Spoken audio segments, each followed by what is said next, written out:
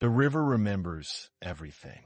Ink-dark water slides through moonlit reeds, carrying whispers of dynasties, the weight of golden crowns, the prayers of workers hauling limestone blocks beneath a sun that burns white as bleached bone. Along its banks, where black earth meets sand the color of honey and amber, a civilization rose so slowly that no single generation could perceive its growing, like watching a papyrus stem reach toward light. The air here tastes of river silt and distant rain, of bread baking in clay ovens, of frankincense curling upward from temple braziers. Before there were pyramids, before anyone conceived of stacking stone toward heaven, there were only villages breathing with the river's rhythm. Each year the Nile rose and spread itself across the land like a generous hand opening, bringing soil from the heart of mountains no Egyptian had ever seen. The flooding came with such perfect regularity that time itself was measured by it. Ake, the season of inundation, when water covered the fields and fishermen pulled their nets through shallows that sparkled with silver scales. Parate, the season of emergence, when water withdrew and farmers pressed seeds into damp earth still cool from the river's touch. This is Egypt in the hour between sunset and true darkness, when the western cliffs glow rose and violet, when the first stars appear like seeds scattered across indigo silk. Let yourself settle into this threshold time, this place where day dissolves into dream. The villages grew, slowly, over generations measured not in years, but in the rising and falling of water. They merged into kingdoms. In the north, where the river split into many channels wandering through marshlands thick with papyrus and lotus, the kingdoms united under the red crown of Lower Egypt. Shimu, the season of harvest, when grain stood golden under hammering heat, and the desert wind carried sand that settled on everything like powdered sunlight. Then came a king from the south, a man whose name has echoed through such vast stretches of time that its original sound has been worn smooth like a stone in the river current. Narmer, some call him. Menes say others. He looked northward across the fertile valley with eyes that saw not separate kingdoms, but a single land, unified and whole. In the south, where the river flowed narrow and strong between desert cliffs, they formed Upper Egypt beneath the white crown. These two lands existed separately for so long that their divisions seemed eternal, seemed woven into the fabric of the world itself. In those earliest dynasties, the concept of Pharaoh was still taking shape, still crystallizing like salt left behind when flood water evaporates. The Pharaoh was not merely a powerful man who commanded armies and collected tribute in grain and gold. He was something stranger, something that existed in the space between human and divine. His armies moved through the fields and along the riverbanks, bringing the northern territories under his control, joining red crown and white into one double crown that symbolized dominion over both lands. That moment of unification, when two became one, marks a beginning. Everything that follows flows from it like water from an inexhaustible source. The early pharaohs built their capital at Memphis, where the narrow valley opened into the broad delta, where Upper and Lower Egypt met. White limestone palaces rose there, blazing brilliant in the relentless sun, their surfaces polished smooth as water. Officials moved through columned halls where air hung cool and dim, with a babble of scribes at their work mixed with the rustle of papyrus scrolls, the scratch of reed pens against clay and stone. The living Horus, they called him the falcon god incarnate, walking among mortals in human form. When he spoke, his words carried the weight of divine decree.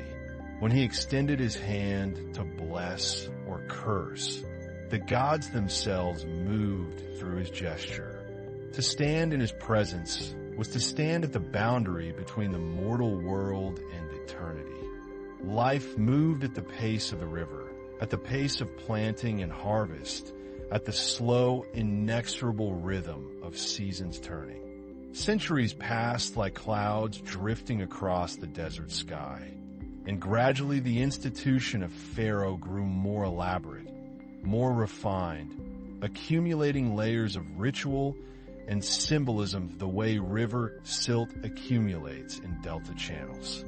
It was Djoser who first dreamed of building toward heaven, who wanted his tomb to pierce the sky.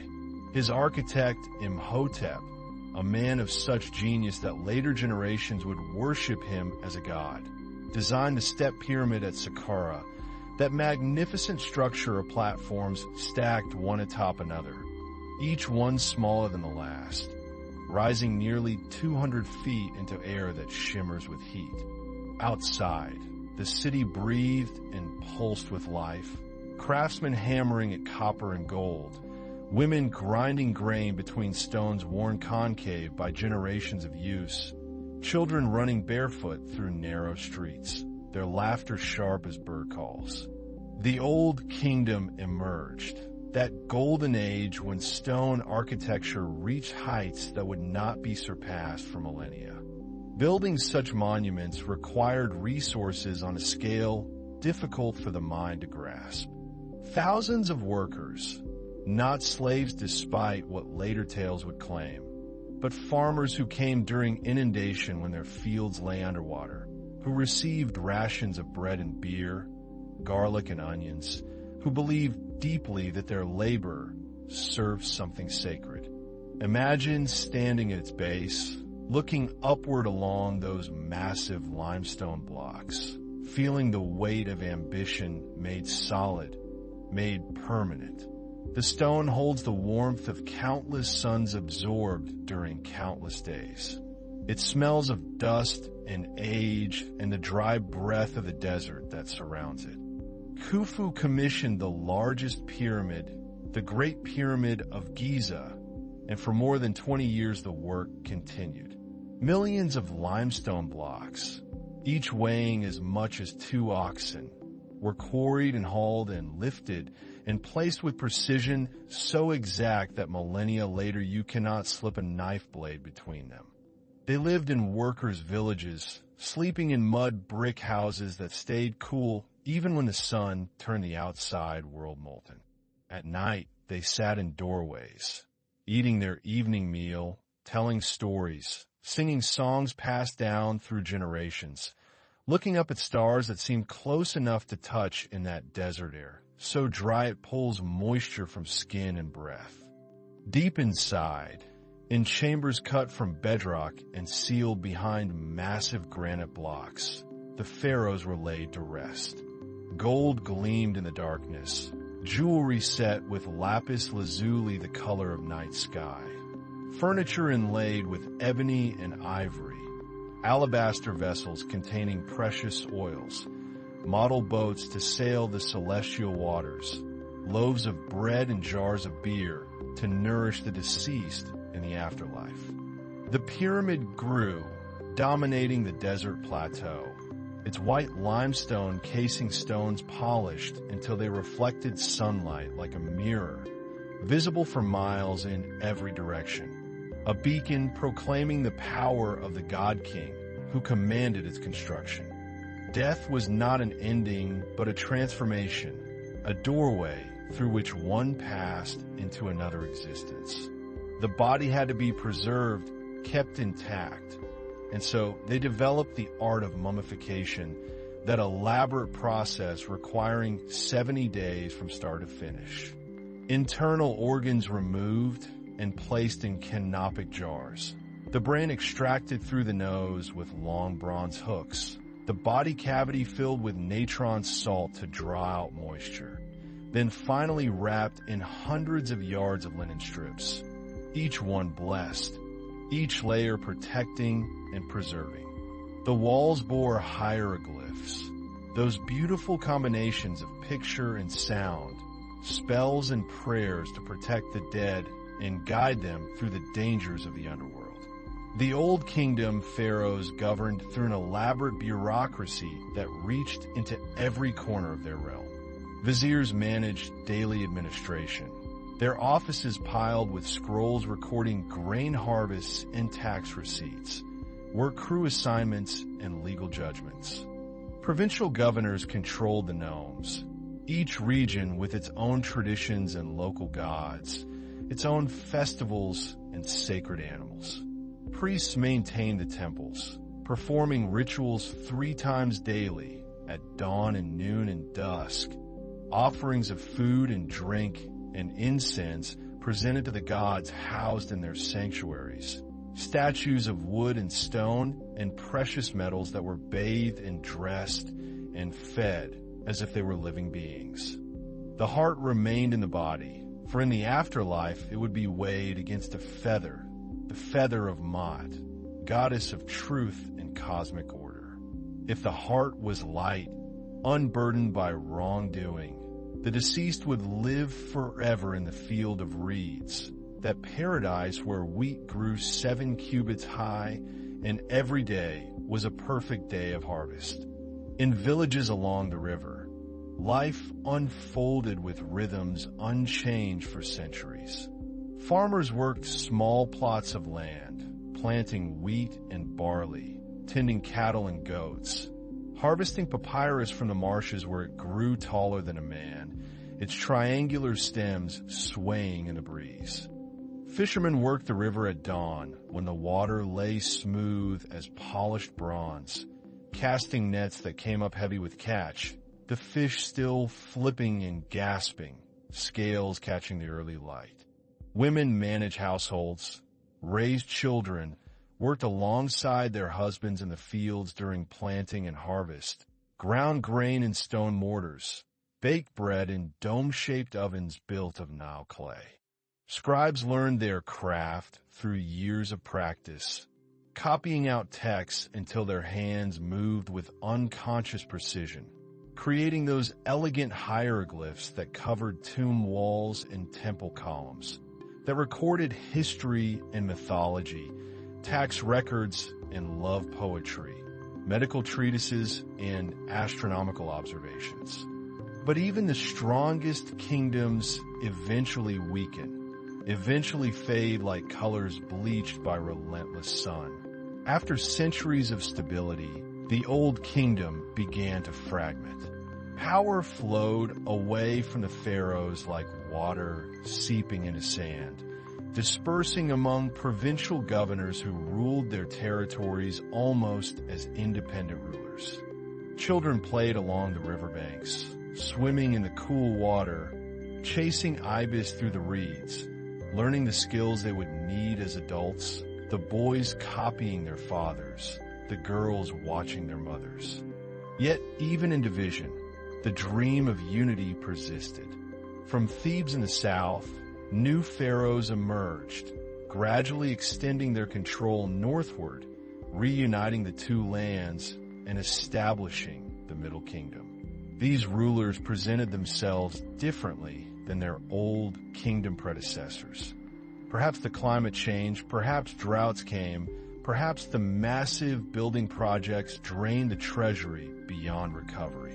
Whatever the causes, the result was fragmentation, division, a time historians call the First Intermediate Period, when Egypt splintered into competing power centers and no single pharaoh controlled the entire land. The Middle Kingdom pharaohs pushed Egypt's borders southward into Nubia, that land of gold mines and exotic trade goods, building massive mud brick fortresses along the Nile to control trade and defend against raids.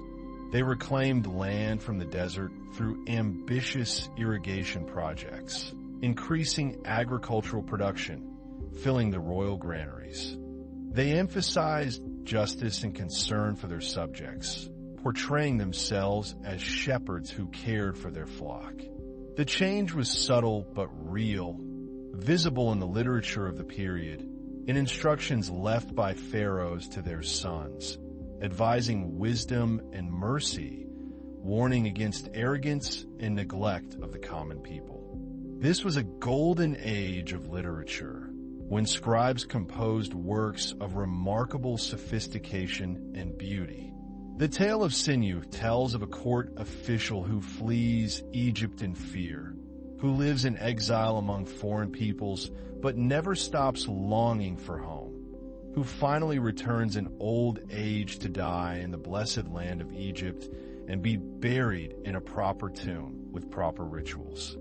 They sent expeditions to distant places to Punt, that mysterious land somewhere along the East African coast, returning with incense and myrrh, ebony and ivory, live monkeys and leopard skins, exotic goods that filled the royal court with wonder.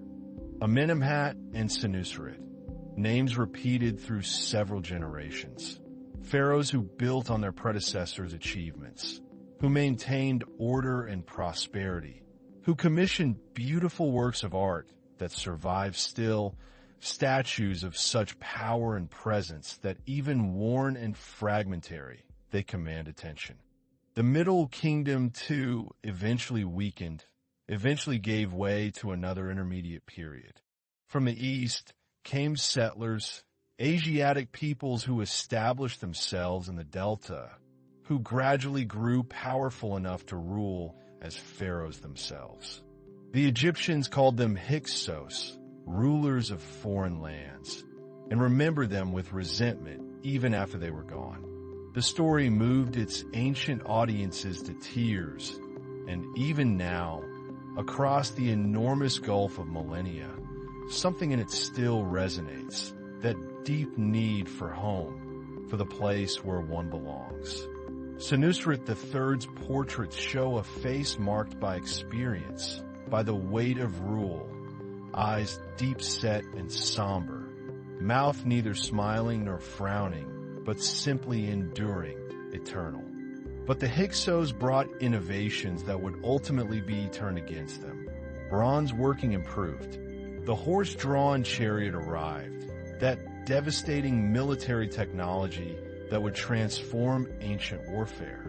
In Thebes, the Egyptian pharaohs built their strength quietly, adopting the new technologies, training troops, waiting for their moment. For more than a century, Egypt was divided again, foreign kings ruling in the north from their capital at Avaris, Egyptian pharaohs maintaining control in the south from Thebes. The New Kingdom pharaohs were warriors and builders on a scale that dwarfed everything that came before. They expanded Egypt's borders far beyond the traditional limits, creating an empire that stretched from Nubia in the south to Syria in the north, controlling trade routes and extracting tribute from subject peoples.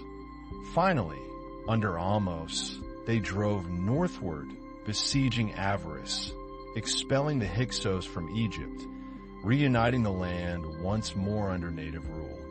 This liberation marked the beginning of the New Kingdom, Egypt's age of empire and unprecedented wealth.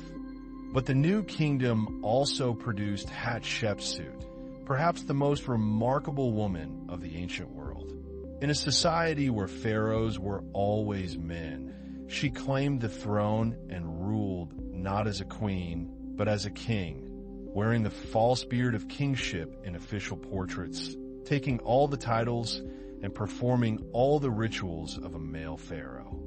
Thutmose III conducted campaign after campaign, his armies marching through Palestine and Syria, besieging fortified cities, winning victories recorded in detail on temple walls. The tribute flowed back to Egypt, gold and silver, copper and tin, exotic woods and precious stones, slaves and horses, wine and oil.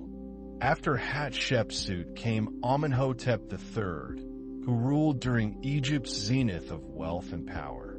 Tribute arrived from all corners of the empire, gold in quantities that seem almost mythical, worked into jewelry and furniture, layered onto statues and throne rooms until everything gleamed and glittered. Her reign was marked by peace and prosperity, by ambitious building projects and successful trade expeditions. She sent ships to Punt, bringing back treasures displayed proudly in her mortuary temple at Deir el-Bahari. That elegant structure of terraces and colonnades nestled against the limestone cliffs on the west bank at Thebes, a place that still breathes peace, still invites contemplation. His son would shake Egypt to its foundations. Amenhotep IV rejected the traditional gods, closed their temples, declared that only one god was real, the Aten, the solar disk itself. He changed his name to Akhenaten, honoring his chosen god, and moved the capital to a new city built in virgin desert, Akhetaten, the horizon of the Aten. He built on a massive scale, constructing a vast palace complex on the west bank with artificial lakes large enough for sailing pleasure boats, with gardens filled with exotic plants from foreign lands, with buildings decorated in colors so bright they seemed to vibrate, reds and yellows and blues and greens applied to walls and columns and ceilings. The art of the Amarna period, named for the modern name of Akhenaten's capital, broke completely with the Egyptian artistic tradition. Instead of the formal, idealized style that had dominated for centuries, artists created works of startling naturalism and intimacy. There he lived with his queen Nefertiti, whose beauty is legendary, whose painted limestone bust in a Berlin museum still draws crowds who stand mesmerized by her elegant features, her long neck, her perfectly symmetrical face. But religious revolutions, even those imposed from above by absolute monarchs, cannot overturn centuries of tradition so easily. When Akhenaten died, his reforms died with him. His young son took the throne as Tutankhamun, but quickly changed his name to Tutankhamun, honoring the old god Ammonius, reopening the traditional temples, moving the capital back to Thebes. Akhenaten and Nefertiti shone playing with their daughters, kissing them, holding them affectionately, scenes of domestic life that would have been unthinkable in earlier royal art. The pharaoh's body rendered with strange, exaggerated features, elongated skull and thick lips, narrow shoulders and wide hips, a physical form that scholars still debate, still puzzle over. That small tomb, so modest by pharaonic standards that it was overlooked and forgotten, survived intact through more than 3,000 years until Howard Carter discovered it in the 1920s and revealed treasures that astonished the world.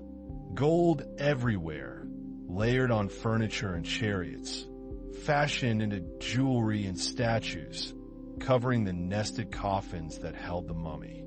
The boy pharaoh ruled briefly, dying in his late teens, buried in a small tomb in a valley of the kings, that barren canyon on the west bank where new kingdom pharaohs were laid to rest in chambers carved deep into the rock. After Tutankhamun came a succession of pharaohs, and then Ramesses, particularly Ramesses II, Ramesses the Great, who ruled for 67 years, who fathered dozens of sons and daughters, who covered Egypt with monuments bearing his name. The innermost coffin, solid gold, weighing more than 200 pounds. The golden mask that covered the mummy's head, that serene face that has become the very symbol of ancient Egypt, beaten gold inlaid with lapis and colored glass, gazing into eternity with calm, steady eyes. At Abu Simbel in Nubia, his workers carved a temple from a cliff face, fronted by 4 seated colossi of the pharaoh, each more than 60 feet tall, gazing out across the desert with the same calm assurance as Tutankhamun's golden mask. the same divine confidence in eternal power. He built more extensively than any pharaoh before or after, constructing new temples, enlarging existing ones, carving his name everywhere, on walls and obelisks and colossal statues, ensuring that his memory would endure. Ramesses fought the Hittites at Kadesh in Syria, a massive battle involving thousands of chariots and tens of thousands of infantry, a clash so violent that both sides claimed victory. Both recorded it in triumphant terms on their monuments. Twice a year, the sun aligns perfectly with the temple entrance, its light penetrating deep into the interior to illuminate statues of the gods in the innermost sanctuary, a feat of astronomical calculation and engineering precision that still impresses. The temples Ramesses built overwhelm with their scale. The Ramesseum on the west bank at Thebes covered acres, its courts and halls filled with colossal statuary. At Karnak, the great temple of Amunias-Re, he added the hypostyle hall, that forest of columns so vast you can walk among them and lose all sense of direction. 134 columns, the central ones nearly 80 feet tall, their tops carved into papyrus capitals, the stone covered with hieroglyphs and reliefs showing the pharaoh offering to the gods. After Ramesses II's death, Egypt entered its long twilight. Later pharaohs could not maintain what their predecessors built. The empire contracted, foreign powers grew stronger, internal divisions weakened central authority. The priests of Ammonius at Thebes became virtually independent rulers of Upper Egypt, while pharaohs controlled only the north. Eventually, the two powers negotiated peace, sealing it with a treaty and a diplomatic marriage. A Hittite princess traveling to Egypt to join Ramesses' household, becoming one of many wives, bearing children who would have Egyptian and Hittite blood flowing together in their veins. The gods blessing the pharaoh in return, an eternal exchange between mortal and divine. The 26th dynasty, ruling from Sais in the Delta, attempted a cultural renaissance, deliberately imitating old kingdom art and architecture, reviving ancient texts and rituals, as if by recreating the past they could restore its glory. But historical forces, once set in motion, cannot be reversed by nostalgia. Then came Alexander, young and brilliant, sweeping through the Persian Empire like a desert storm, conquering everything before him. Egypt welcomed him as a liberator, and he paid homage to Egyptian tradition, visiting the oracle of Ammonius at Siwa Oasis, where priests declared him son of Ammonius, a pharaoh in the ancient tradition. Egypt fragmented again into competing power centers, sometimes ruled by foreign dynasties from Libya or Nubia, brief periods of reunification interrupted by longer periods of division. The Persian Empire absorbed Egypt, making a province, extracting tribute, imposing foreign rule. The Egyptians rebelled when they could, occasionally establishing brief independence before being reconquered. The last pharaoh was Cleopatra, that famous queen whose intelligence and political skill allowed her to maintain Egypt's independence far longer than seemed possible. She allied with Julius Caesar, bore him a son, then after Caesar's assassination allied with Mark Antony, bearing him 3 children. After his death, his general Ptolemy took control of Egypt, founding a dynasty that would rule for 300 years. Greek pharaohs who adopted Egyptian royal customs while maintaining Greek language and culture, who built the great library at Alexandria and made their capital a center of learning. With her death, the age of pharaohs ended. Egypt became a Roman province, its grain feeding the empire, its monuments tourist attractions for Roman travelers who visited them the way modern tourists do, marveling at pyramids and temples already ancient beyond comprehension. The old religion faded as Christianity spread, then Islam. Hieroglyphs were forgotten, their meaning lost. Together they challenged Octavian for control of the Roman world. And when they lost at Actium, when Roman legions marched toward Alexandria, Cleopatra chose death over surrender, dying as a pharaoh, maintaining dignity to the end, the last of that long line stretching back 3,000 years to Narmer. Now let yourself drift. Let consciousness dissolve like salt in water. The river flows dark and eternal, carrying all history, bearing all memory. The pyramids stand silent under stars. The desert wind whispers across dunes that rise and fall like slow breathing. You're walking along the Nile at dusk, that threshold hour when day and night exchange places. The water reflects the sky, violet and rose and deep blue. Papyrus stems sway in the evening breeze, making a sound like distant rainfall. Somewhere a bird calls, a single clear note hanging in the air. Sand drifted over monuments, burying them, protecting them, keeping them safe through long centuries. In the Valley of the Kings, in chambers sealed in darkness, the pharaohs rest, their bodies wrapped in linen, their hearts waiting to be weighed, waiting for resurrection, for the eternal morning when Ra rises and life begins again. The green belt of cultivation stretches along the riverbanks, then gives way to desert, to sand that holds the day's heat, that glows warm and golden in the failing light. You can smell the river, that rich scent of water and growing things, of mud and fish and the green living smell of crops. Bread baking somewhere, smoke from cooking fires, the dusty sweetness of crushed grain. The air cools as the sun sinks below the western cliffs. Shadows lengthen and merge. The first stars appear. Let yourself rest here, in this ancient place, in this peaceful hour.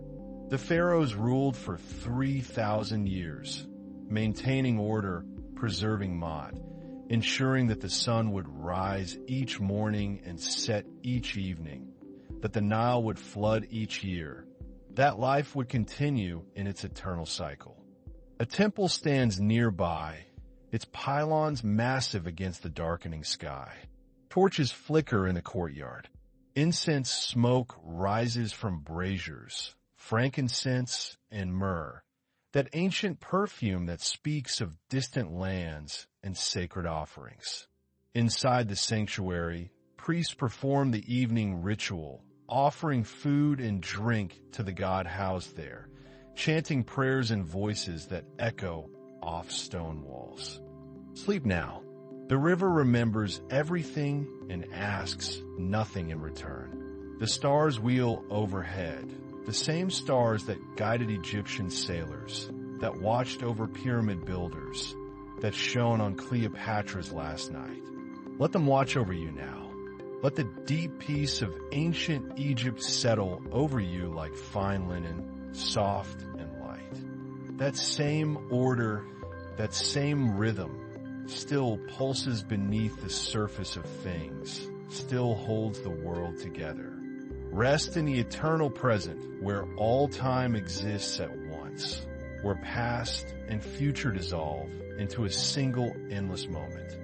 Rest and let the darkness hold you gently until morning comes again.